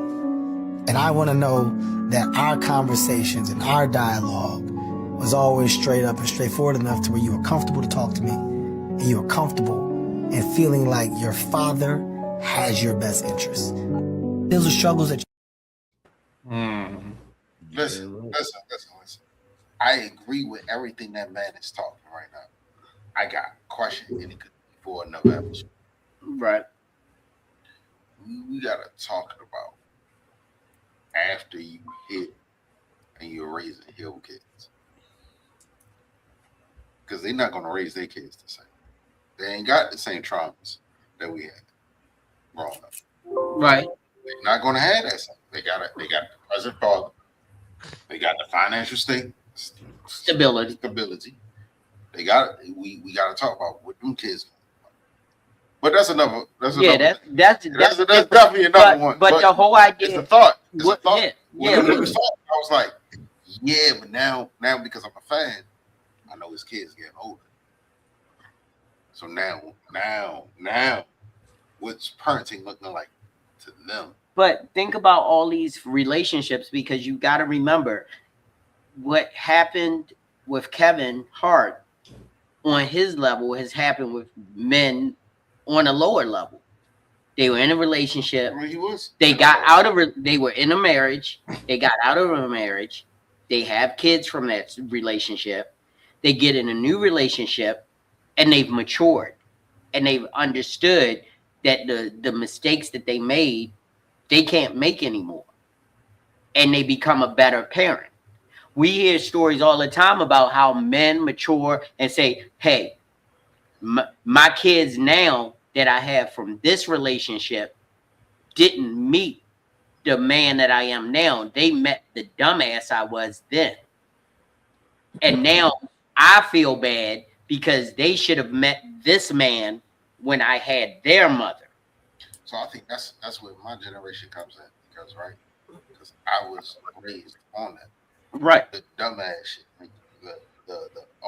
My mother and father was this. They was in the streets. They was doing this. Right. They was doing this shit.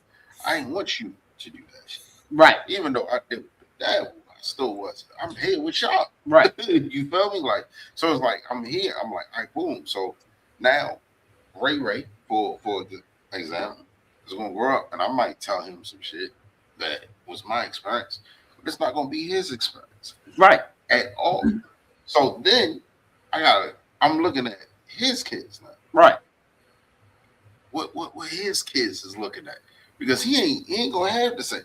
Right. The world is constantly changing, just like over and over again. It was another comedian, and y'all might remember the stand-up. I can't remember it, but I remember the story where he was like, he took his son back to his uncles and stuff because they wanted him to spend the night, and he was like, I don't want Alisa D. He was like, his son has never been in the projects. Ali Sadiq, right? Because I heard him too, Rich. That ain't what he said. Don't disrespect that. Well, anyway, whatever his name is, however it's Ali Sadiq. Hold on. What? Don't get lost. Hear the message. He was like, my kid, I took him to the projects, or where his uncles and all were living. He took Hassan to the hood where he grew up. He didn't want to leave him, but he did leave him. He was like, he was going to make it home. He got home. And then realized, I can't leave my boy down there like that. Meanwhile, his son, he crept back in the truck and popped up out of the back seat like, I never left. Right. Because he was like, I'm not staying in that house. I'm not staying. They got roaches. You know, that I don't live with roaches. I can't live like that. They got a fan in their window. We got central air conditioning. You know, it's like the way he raised his son is not how he was raised. And it took that realization when he was getting ready to go back and get his son, that his son wasn't even going to let him leave him there. Yeah. His son said not about that life. Speaking about when I was listening to Kevin speak, right? Because I understand it. Because he done spoke on his story 100 times. Right. Like Steve Harvey from he done spoke on his stories 100 times. The kid's not living that. Yeah. So now you're creating. So I think the moral of the assignment is at a certain point is creating a lifestyle and advice that you're gonna give that's still gonna go throughout time. Right, but that's because Jerry that Jr. comes with maturity. But like Kevin said, and my wife can attest to this, our kids didn't know how we felt or what we were going through, because we gave them the best life and put that in front of them, so they didn't have to worry about. They never came in and the lights were off or anything like that, but they don't know the struggle of me and my wife making sure them bills were paid. You know what I'm saying? They only see the results of how they live. Like, and this is another case in point. Jerry and Brittany's friends thought they were rich, like really rich. How old is Brittany? They're 38. She's 38 and he's 37. But her friends and Jerry's friends thought that they were living in a mansion or something, because when they hit 16 and 9 months, they had a car to drive to school. And it had leather, it had a sunroof, it had air. They didn't realize that was Dad's old car that was fully paid for, but Dad took care of that car, so it looked brand new. See, but that goes to another thing, though, right? You know, it's now you gotta get them from friends that's not from around. But they weren't around their friends that were in the neighborhood. They were around friends that lived in different areas of the city. They were in high school then. So they were where they were in high school. They were with and around friends who were way more affluent than what we were. And it wasn't until their friends came over for a sleepover or whatever that they realized they weren't super rich. We were comfortable, but we weren't super rich. Because my kids were shielded from the energy it took to get them to that life that they had comfort in. And that's what we're supposed to do. Our assignment is to make sure our kids live, feel, are educated, and get a better life than what we had. Not saying if we were making $250,000, $300,000 a year, our kids should feel like we're making $700 to $150 million a year. That's what it feels like to them. Was talking, and I always thought I can 100% be wrong. Like, I don't know. Right. But for as my experience and from the people that I talked to, when you saw the most inappropriate shit, and I'm asking this to the whole panel, did it come from home or people outside the home? The most inappropriate stuff is usually from your friends and people that are outside influences. Okay. Porn. Outside for me. Yeah, it definitely was outside for me. Like, we were going to church.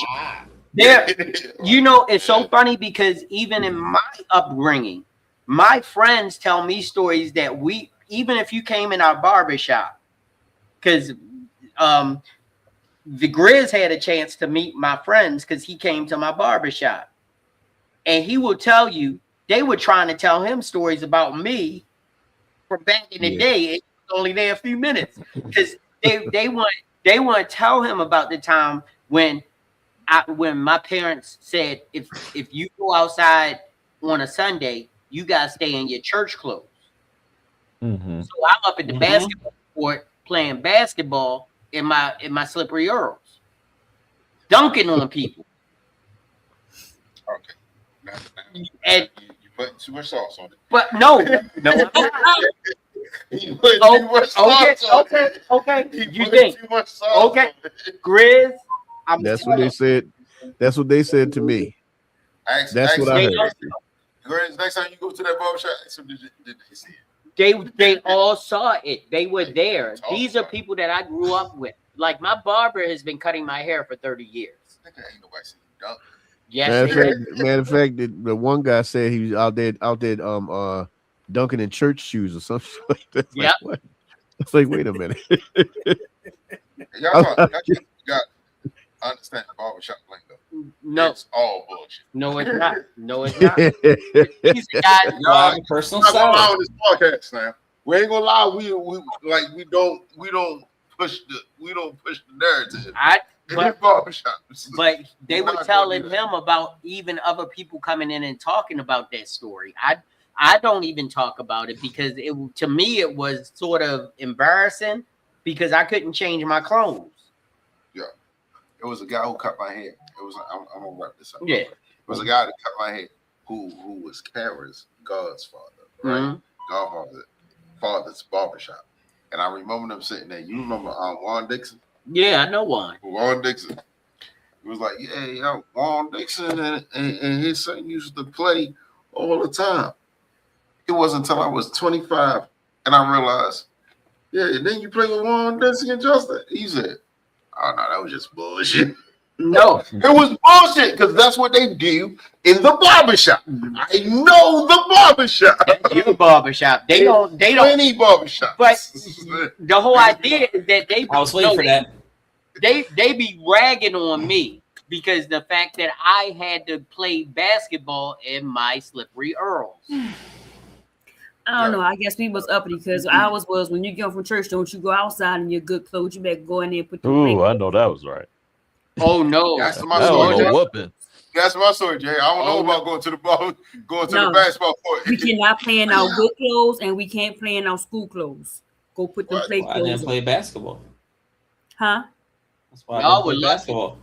You said that's why I didn't play basketball. That's why I didn't play basketball because I always had my good clothes Reverend on. Rogers?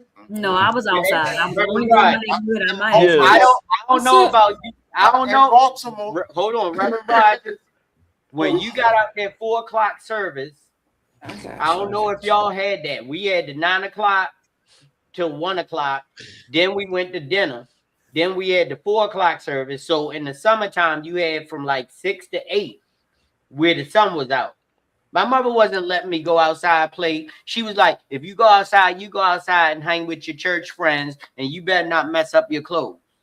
You did not get to change. We could not change. Don't go out there in them good clothes. Don't go out there. No, we could not I change. get the not changing, but if you got caught playing in your church clothes, it was over. Your It was school over. Clothes. What you're saying is you were playing in your school clothes because you came home. You took off this year's school clothes. You put on last year's school clothes. All my clothes were handmade. My grandmother, she was that. She was who child? She was that one. All my uniforms were handmade. And I was the baby, They so I never got took me to the store to buy yeah. uniforms. She went and bought the material and said, When I say I had all different flavors and styles, I had a matching I vest wish. for every fucking thing. My barbershop will tell me that I'm the next Spike Lee and shit, and I ain't trying to be none of that shit. Like, that was bullshit. Like, I gotta find it. I got a picture where I had my school clothes on. It was some red plaid pants. I had on a fucking yellow turtleneck with the matching plaid vest. Looking all fancy Courtesy and shit. of my grandmama's kitchen. Oh, with the little pigtails. Sitting there like this. Don't stand in front of the window.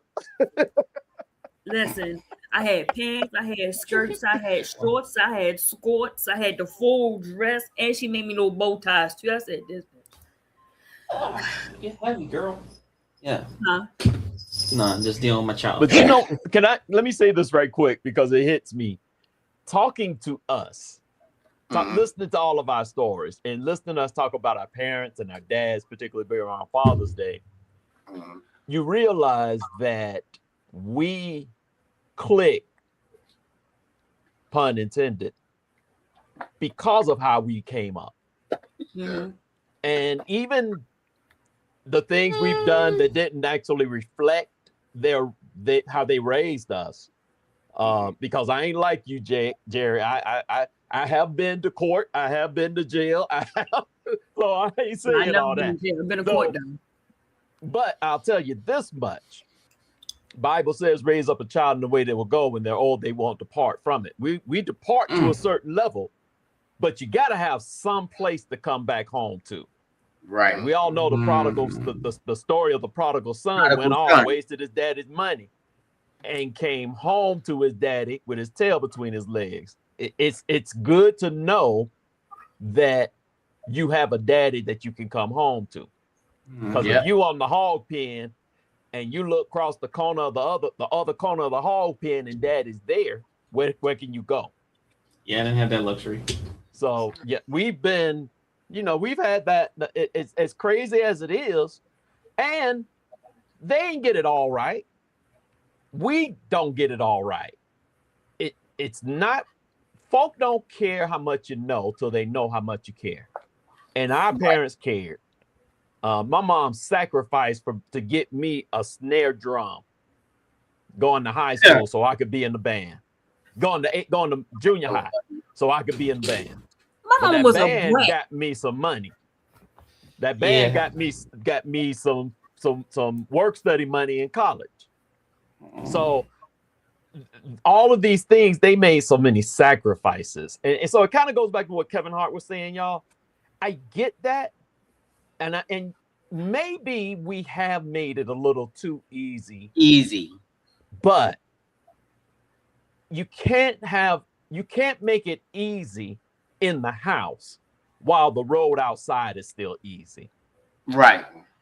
You have to be appropriate. You have to raise kids appropriate to the world they're going into.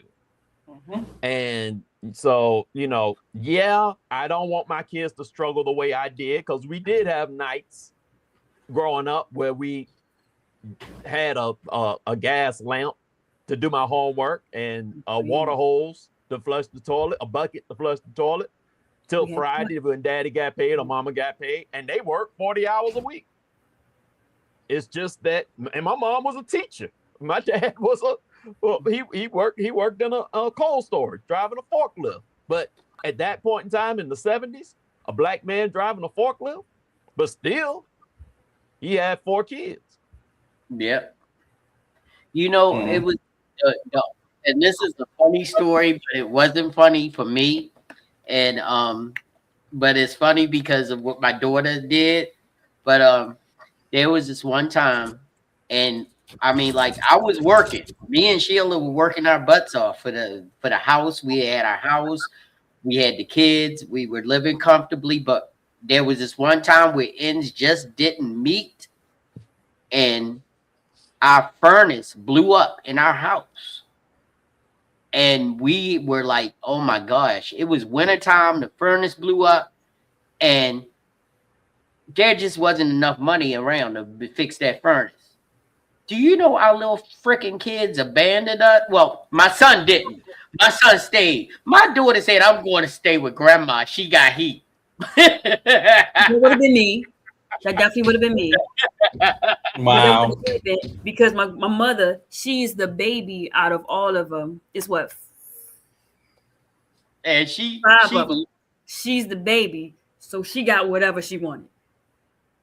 Didn't even have to ask. She could just, Daddy, I'm on my way. But Brittany went and stayed with her grandmother, and excuse me, as soon as I could get the finances together, I went and got a fireplace for our home. Put it, because I said, even if all we got is gas and electric, we will have the fireplace to heat that damn house. and nobody's ever leaving under this roof again. I don't know how to use it. And as a father, when you sitting on the edge of your bed and you like, I can't even get my kids warm right now. How did I fail that bad that I can't even get my kids warm right now? It's sobering. And from that point, I told Sheila, we will never, ever, ever live like that again.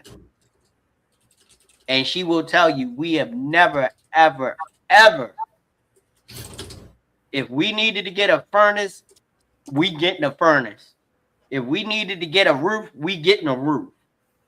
Because after that, when my daughter took her little goddamn that little suitcase and went over her grandmother's house, it's funny to me now, but to me it was a traumatic experience because my wife will tell you I was going through hell because I was like, it's no way that I am working as hard as I am and can't provide.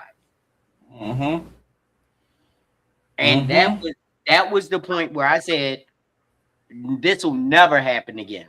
And it never has, and it never will. Still got that fireplace? Yes, I goddamn do. But we got they on one right now. They on one. And we got furnace that works, and we got air conditioning and everything. When my wife just redid the whole house so that when my kids come home, they don't gotta sleep on anything smaller than a queen bed. Yeah, let them sleep on the couch. That's your house now. The couch is a queen bed. Listen, because if I go to my mama's, I'm sleeping in the work. Right. We'll come back. But that's the whole idea is that when you've had that point or that, what was that song? Once you had that moment of clarity. Yeah. You like, I'm never going back there.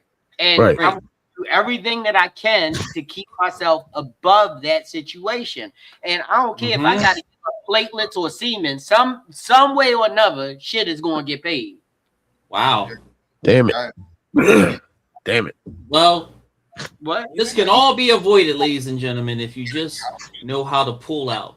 Jerry and Brittany sleep there with me. I just want to put while they're over there arguing and bickering, this is for the audience. We got one. Unless you're 100% sure that you want to be with that person, do everybody a favor and use protection and pull out. Okay? Just take that in, because this is how much. Well, you can't say that because some people were orphaned, some people, and they've been some of the greatest human beings in the history of the world. You talking about pull out? You must not have had something. Adopt, don't shop. That's what I always say. Like right now, I'd be talking to an empty block. It wouldn't even be there. We wouldn't even know who John was if that was the case. And we love you, and we're glad that you're here. That's crazy. You are or whatever. That's crazy when you think about it. We all came from some nasty ass sex. I came from a situation.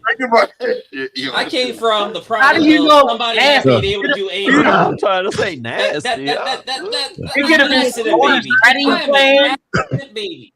They could have had a good group of hog mogs and chitlins. You don't. I came from somebody in that situation. You're right. It's nasty. It's nasty. What? Two people. No, that's the way. That's how I came here. But that's stick it in the other hole. No, I mean, he said, "Fuck it." That's what happened. I mean, I ain't gonna lie. I had to say something a little derogatory to this one girl one time because she was getting a little raunchy at the mouth. I said, "Sweetheart, you ain't nothing but a busted nut like the rest of us. Just calm the hell down." Ooh. I've said you got to get to the point of completion to have a child. So that's not. But that's all you everybody not having this butt bunky ass nasty sex that y'all having. Some people were conceived in a missionary position with Otis Redding playing. You don't know what the fuck that shit like is. Amish Position, nigga. That nigga Van was listening to an Amish band. Legs spread. Talking about you on. I don't want this vision. I'm pretty sure y'all don't either. We know in our hearts of hearts that that's not how it is. Like I stand by what I said. make sure that you know what you're doing when you with the right partner. That's all I'm saying. That's the truth. That's it. Like, don't be me. Yeah, A don't product of somebody being drunk. Because It didn't fit into the 18 anal hole. It didn't fit in the butthole, so it went in the other hole, and he couldn't pull out on time. And then here I am. We know every male ain't a father, and we know every woman ain't a mother. That's And unfortunately, I can say that I had both of that situation. Unfortunately, so. Yo, our moms used to be called good girls. Wow. They still good. Really? No. Really? Yeah, that's code for nasty. You know what? You're right. It's code for nasty. Because I hold conversations with your mother, and I just look at her sometimes like, I get it. I am definitely of age, but ma'am. Hey, nothing's ever going to stop me looking at a porn stash and realizing that was my dad in the video. That's all I'm saying. So I know we're a little bit over time, but I gotta play this last video. It's not the last video I pulled, but it's Dads Don't Play.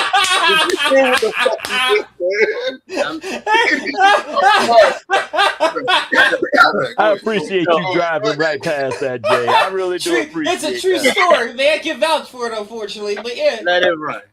Rich Major stop. I parent poorly and forget Mother's Day. What he told you? Mm-hmm. What did he tell you that? This afternoon, this evening. He told you that you parent poorly. Yes.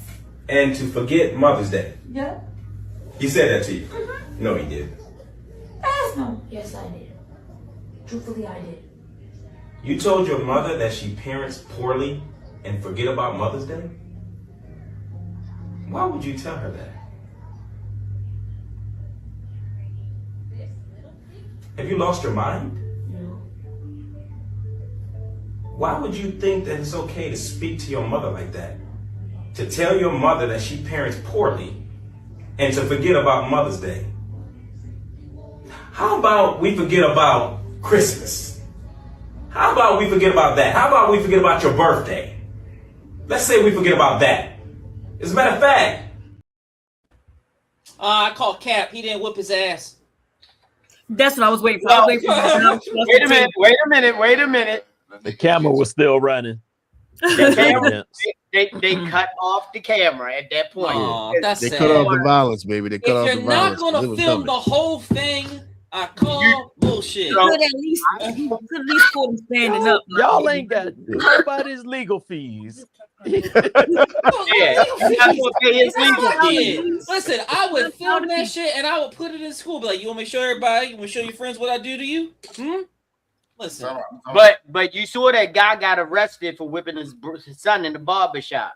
For stealing. I'd be like, yes, he deserved it. I definitely would do that. Bullshit. How you gonna arrest me for disciplining my child? Right. How stocky that nigga is, right? So we know he's in good shape. However, why the fuck are they recording this shit? That's my point. Why are we recording this? Recording. I'm tired of these. It might have been a skit. I get your point, but I just feel like because that boy said that with his chest. Honestly, I did. I said it. Yeah, who the hell is talking like that? Honestly, truthfully, I did. Why are y'all being photographers right now? No, it's not about being photographers. It's the message. It's the message. The message is flawed. Yes, the message not is about flawed. being photographers. We all know intimately that if our child said that to their mom, who I presume to be black women, it would never came to us. Nope. By the time he said, truthfully, I would have popped out in the mouth and he lost some teeth. He would have never gotten that whole sentence out of mom. You are put bit. And this is why I don't have kids. And then be like, this is why your child looks like this. But that's your home. That's your home. Everyone else agreed. My wife will never put her hands on either one of her kids. But she never. But the woman who has never spanked and never put her hands on either one of her kids. You know why?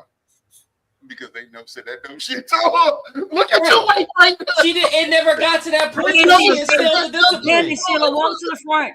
Walk to the front. Yeah, come to the front. Yeah, but by the grace of God, go on. Right. You can't see her. You can't see her. The camera zoom. There you go. Hey there. It never got to that point. Never got to that point, but exactly. No, You see how she just leaned in? That's what she gave him. She gave Exactly. him that. That's Trying to cool. find Because Brittany and Jerry got some of the slickest tongues in the history of the world, and I've restrained myself from choking them that fuck out. So don't play. No, You know, we let a child get away with saying something like that to me. Now, come on, don't sit there and say that. Don't do me like that. Oh, snapples. she'll talk to me like that, do me and like that. she'll be like with Jerry and Brittany, she'll be like, "You better be quiet." Don't listen. I I believe know Sheila. Sheila. I know. I believe I know. Sheila. She laughing the whole time. She put the fear of God in the children. Absolutely. You want me to hit him? I don't know. In the black homes, we gotta admit this. It's just a little different. We don't play There's with a our moms. We do not play with our moms. We No. I gotta be. I don't have to. I as a like male, my father. I try I our gotta dad a be- little bit. Right. You got beat with the buckle. The My belt. kids Anything did was not in play with mom's me. place. My kids did not play with me. You The know they origin did. of the To slap. this day, they don't. I only had to put hands and feet on Caleb one time. One time. That's it. I never had to One do it time. again. Never do it again. His mother had to do it. Oh, she didn't. Point exactly. Right. No, One but time. when it got to that, no, they played. We protect our moms for 100%. Wait a minute. We do not play with them. But We this is try the our whole best. idea. The one time I gave them a beat and they were with their mother, and she told me what they did, and I beat them for it. Same with mine. Same with mine. No. Is My that father not beat the me for my mother, situation? my grandmother, my grandfather? Oh, they gave me the big. You told me the kids were fighting each other, and I told you the one thing that don't go on in my household is fighting inside the household. I'm gonna go outside. No, they don't fight each other. Period. Because that'll be my thing. Bring your ass outside. No, they were outside and they were fighting each other, and I don't play that. You supposed to be there for each other. After that ass whipping, they never ever had to bring anything home because they beat everybody ass outside the house. See, like I said, That's, we can avoid all this. I agree with that one though. This is why we fought this is on why each I other. always say we can avoid all this just by pulling Don't out. fight each other, fight for each other. No, we fought each It other. worked. We Because were- when I had to put hands to ass, they realized it was what I wanted. Nah. We was doing some WWE moves in there on each other. Oh, they looking each other up. They could fight all they wanted. I didn't care if they was in the house grab assing and playing fun. No, we wasn't playing. We was fucking each other up like outside. Oh yeah, look. I'm coming You, on you got a totally different meaning on everything I say. No, we don't say that. No, we like me and my brothers. We Y'all you watch know, it. I got to be grabbing ass in the miles, nigga. yeah, Like, because only we grab grew up in ass. the Ass we to grew up in bear. the era with the Road Warriors and shit. So we did some Oh, horrible yeah. stuff to each other. Yeah, we had when the wrestling on Sunday DDT first morning. hit, when the DDT first came out, Tell 'em. I DDT'd a friend of mine and gave his ass a concussion. Mm-hmm. I did But- not Yep. know that. I didn't know that Girl? he released the head and put the head here. Was it a So girl? his whole head went into the damn concrete in the basement. I didn't DDT a girl, but I Stone Cold Stunner. So yeah, That's what we was doing. and we did the Doomsday device. Yes. That wasn't Clotheslines allowed of in my people. house. Yes. You don't We, fight Put a women. that's couple why we chairs say to the we head. tougher than a lot of these kids out here, man, Not even because playing. we Got did that smeared shit on to the each other. concrete. You ain't all of We something, good bro. and tough enough. You Yeah, ain't all of something. It's a yeah, they lot of still things bristle. saying We this. didn't need no. We didn't. Yeah. We I'm didn't saying need no this very seatbelts. respectfully, Yeah. Damn guys. it. There's a lot of things. Sometimes I think some of these kids, some of them still got a soft spot. I know. Mhm. Yeah. The whole body. You are not. Body. Man, we was tough as hell, man. Like we did stuff. We did the worst shit. Jerry and Brittany got You was secrets. chilling in the Like back I, of the I station remember wagon giving for a friend of fun. mine. I remember this dude giving me a Russian sickle. Y'all remember Nikita Koloff? Yes. They talk to each other Shut more than up. When he gave me a Russian sickle, that shit hurt like a. Oh That shit my hurt. god, Got you right in the fruit. Yeah, I did Got that you shit. right in the fruit. man! Look, I mean, He got me I'll tell you right. This whole area got like it was red too. Mm-hmm. Whole area was red because you heard the slap. They ain't give the real sickle.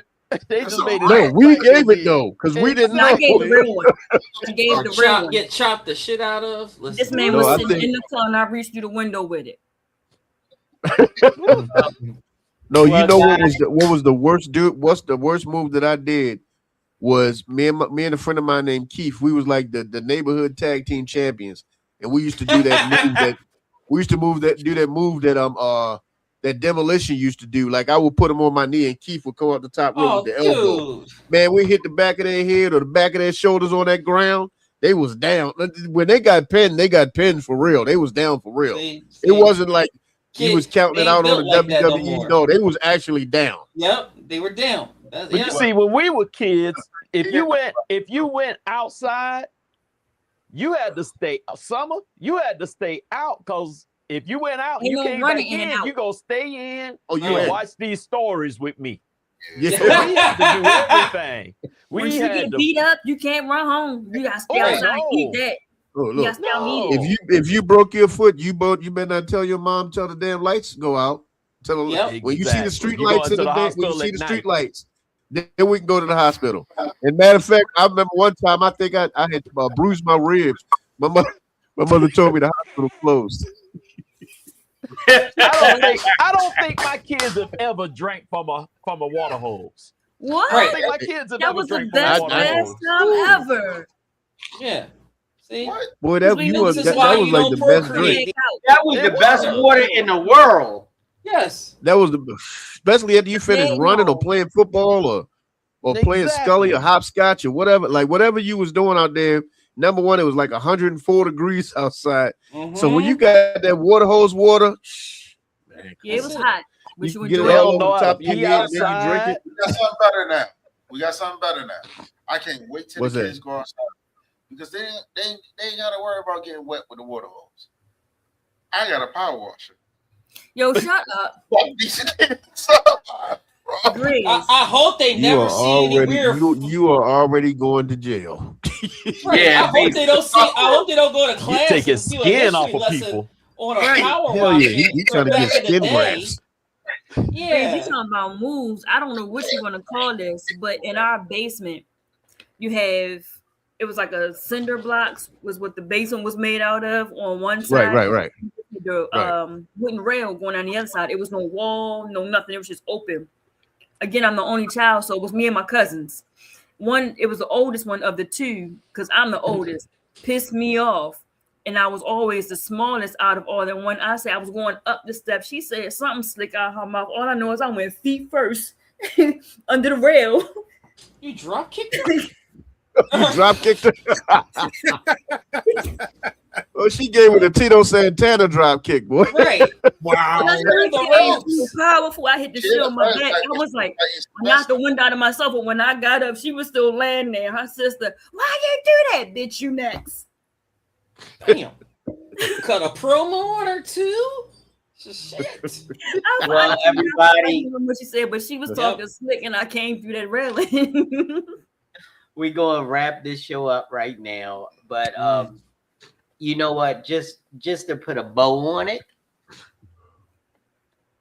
some of us had some of the most amazing fathers in the world, and some of us had fathers that were in training, and some of us had fathers that were non-existent. But through it all, we're still here. And through it all, either we're better than them or we're better because of them. So, you know, shout out to the fathers, shout out to the real dads. Pray for the ones that weren't the dads that you wanted, but because of them, you're a better parent to your kids. And just understand that, you know, Father's Day is different for a lot of people. And like, for me, it's more reflective on what I've done for my children and what I want to be, and what I've always wanted to be was their safe haven and their protector. But I never coddle. Don't ever coddle them. make sure that you know there's I'm not your friend, I'm your father. I ain't how you say on I ain't one of your little friends. yeah. I don't need you got enough friends. You need somebody who's going to do the tough things when you need it. That's one thing. Yeah. We are speaking about good fathers. We're not talking about Ghost and Tariq. I just want to let y'all know that. Go ahead. Just because of the intro? I'm sorry. Damn I just want to let niggas know. But the sentiment Just was real. damn it.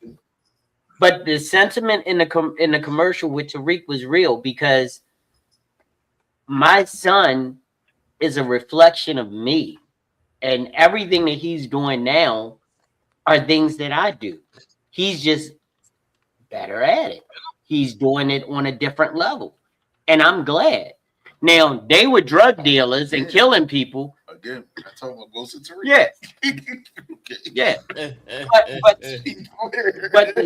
But the sentiment of being the sentiment of you wanting to be like your father, and you didn't see any other way of you being like your father, if it was a good thing, meant that you got the best part of your dad. You know who had a good father and son relationship in power? Kanan and his son. Okay. No. I'm done. Yeah, you're done. Anyway, thank you so much for coming in the Grown Man Clique podcast. But before we wrap up, at the end of every episode, we want to make sure that you know where you should go to catch up with people and also to find some of the best products that we have in this DMV area. So, Grizz, why don't you come up and tell them what you got going on? So everybody, right now, of course, you know we coming back with the Sophisticated Grizzly in July, so be prepared for that. Right now, we are on pause with full length episodes of the Teddy Files, but I'm putting a lot of shorts out there now, so I'm still active. I'm still doing my thing, but until the barricade gets back to normal, it just don't feel right doing a Teddy File at the moment. But what I will say is, it won't be long. But I'm still doing the shorts, so go check out the shorts, everybody, over on the Teddy Files over on YouTube, wherever you decide that you want to go get your fragrance love. That's where I'll be. So thank you guys, I appreciate it. All right, and let's go down to Florida and let's talk to Reverend Rogers and let them know where they can get their spiritual uplifting from. Well, everybody, again, it's always great to be with the Clique. You can always reach us at the Bethlehem Church at Bethlehem Palatka on all of the socials. We have services on Sundays at 11 o'clock Eastern, and as well, we have our Bible study and prayer on Tuesdays at 7 p.m. You can reach me anywhere on the socials on the Rev Rogers, REVRODGERS. And it's always just a blessing to be here with the Clique on Monday nights. Excellent. And it's summertime, but any time of the year is good to de-ashify yourself.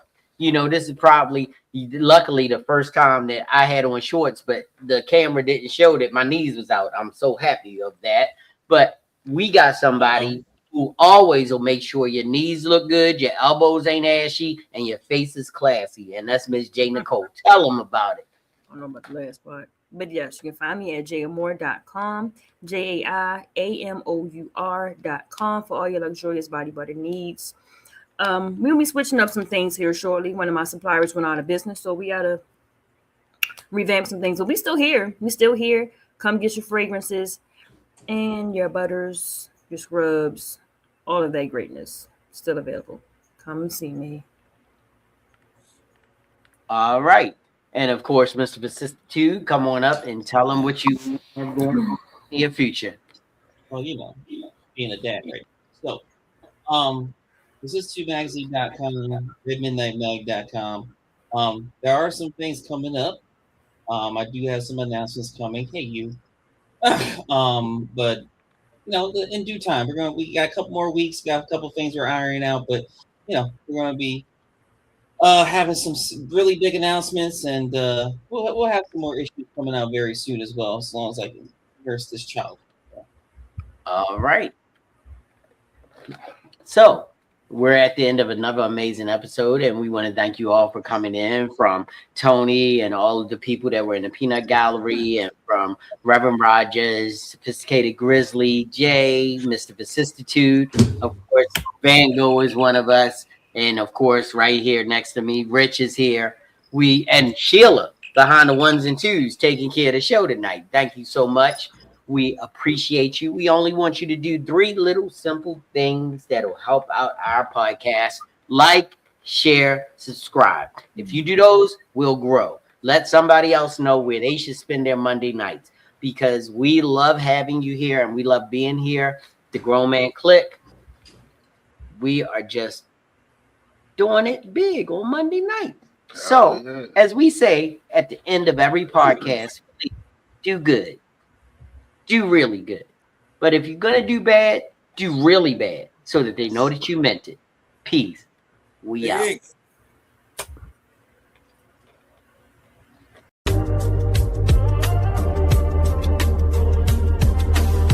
Thanks for watching the Grown Man Clique podcast.